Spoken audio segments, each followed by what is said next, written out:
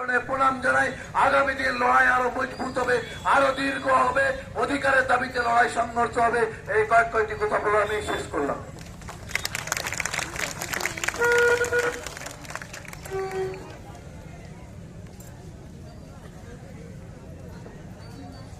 মাননীয় সিন্টু ভূঁইয়া মহাশয়কে কিছু বলার জন্য অনুরোধ করছি। মাননীয় সিন্টু ভূঁইয়া মহাশয়কে দু কথা বলার জন্য অনুরোধ করছি।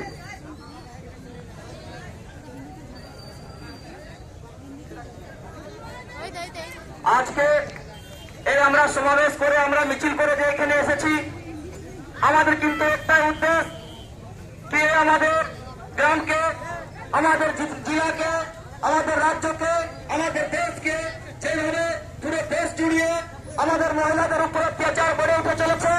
এইখানে আমাদের যদি আপনি অল ওভার ইন্ডিয়ার ক্রিমিনাল রিপোর্ট দেখবেন তো মহিলাদের উপরে প্রত্যেক দিন 85 মহিলাদের উপরে ধর্ষণ হচ্ছে। আর প্রত্যেক দিন বছরে কমসে কম 35